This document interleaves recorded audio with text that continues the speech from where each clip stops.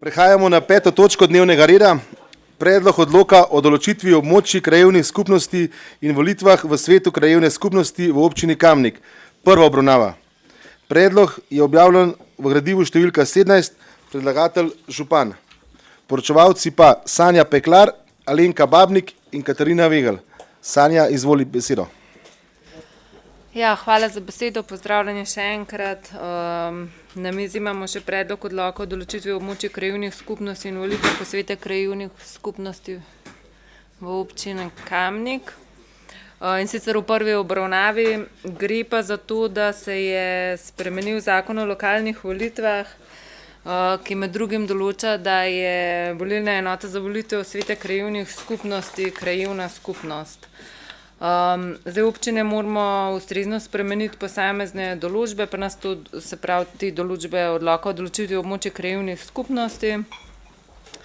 In posledično se v tistih krajevnih skupnostih, ki so imele več volilnih enot, le-te skladno s spremembo ukinjajo in ostaja pač ena volilna enota. Zdaj pri nas v občini Kamnik so bile to krajevna skupnost Kamniška Bistrica, krajevna skupnost Motnik pa krajevna skupnost Tuhinj.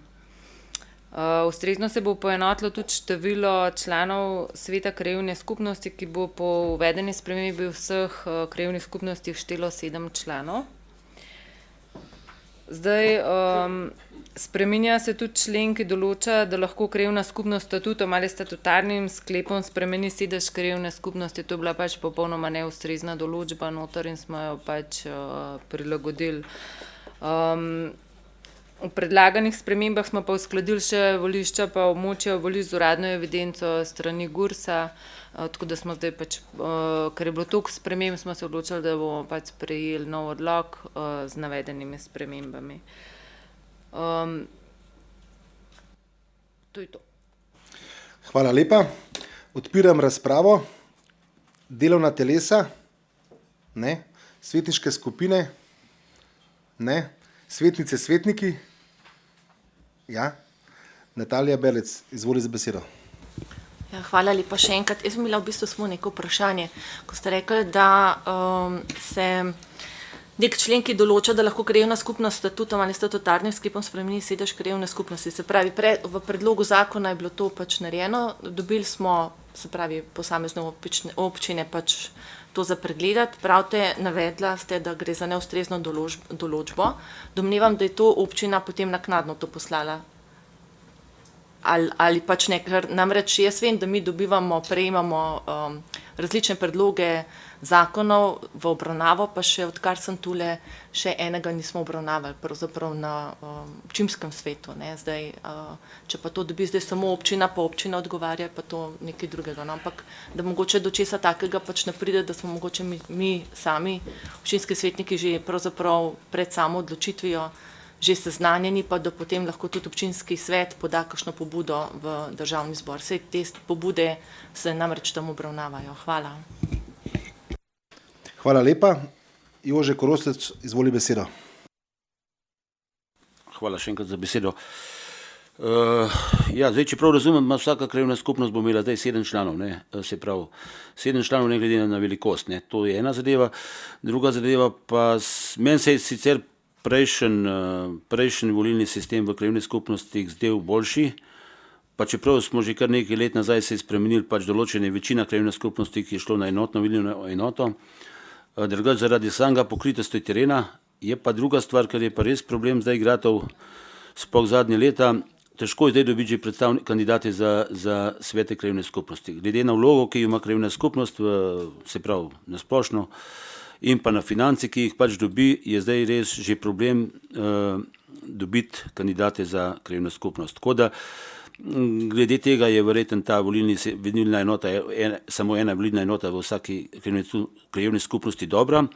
Drugače pa zaradi pokritosti terena in pa zaradi samega poznavanja terena, ker vemo, kaj krajevna skupnost pride takrat prav, kakor je pač pri kakšnih iskanjih kakšnih soglasij ali pa kakšnih takih zadevah, kjer pač nekdo mogoče kakšnega pozna v tistem kraju. Tako da, dobro, zdaj pač zadeva je taka, da bo ena volilna enota, tudi zdaj imamo primere, ki so pač ne vem, je 6 pa 7 vasi, pa je mogoče je cel svet samo iz ene vasi. No. Tako da to je tako dvorezno, ampak glede na pristojnosti, ki jih ima, je pa verjeten ni nikamor na uvelič škode, pa ne koristi. Hvala. Hvala lepa. Besedo predajam Aleksandru Uršiču. Sandi, izvoli.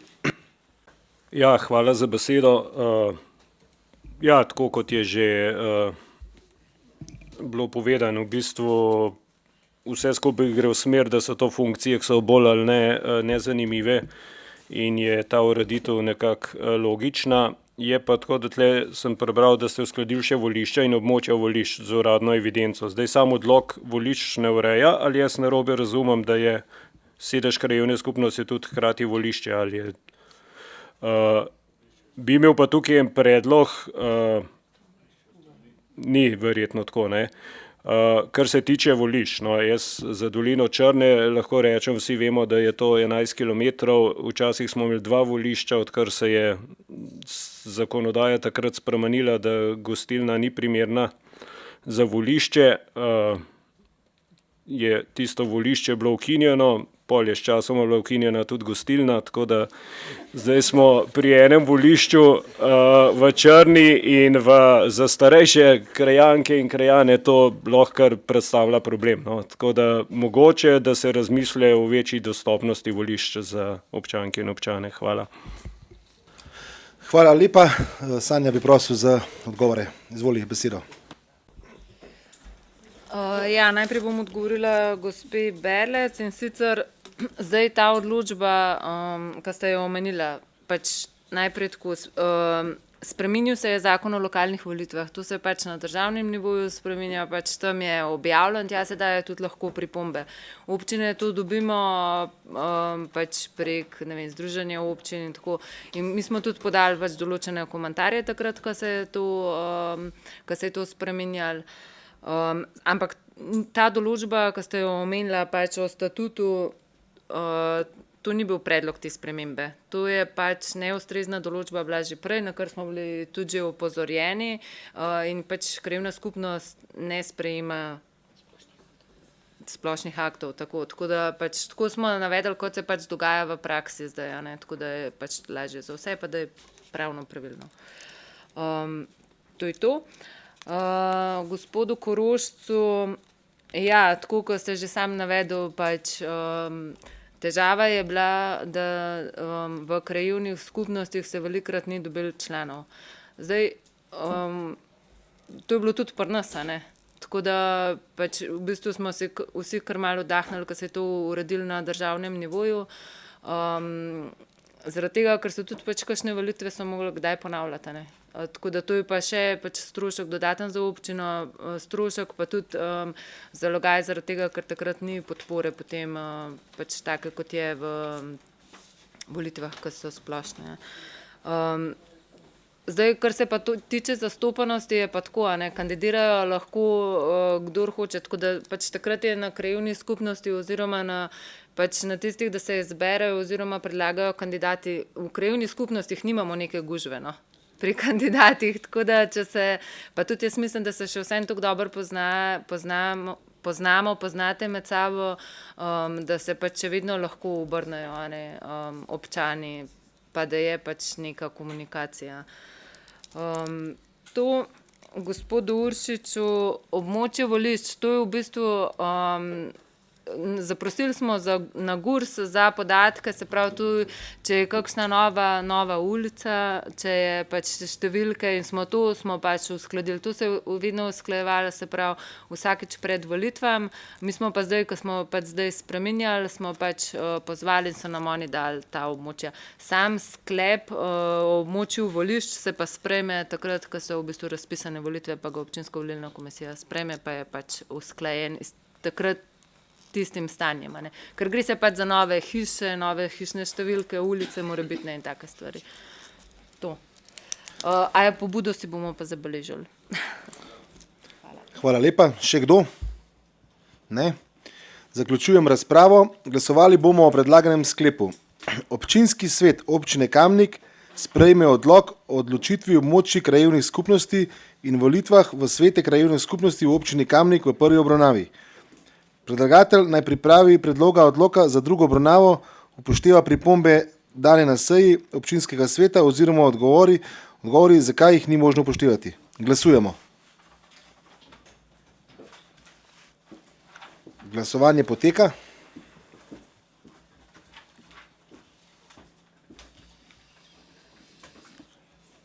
Zaključujem glasovanje. Ugotavljam, da je sklep sprejet za 26, proti nihče.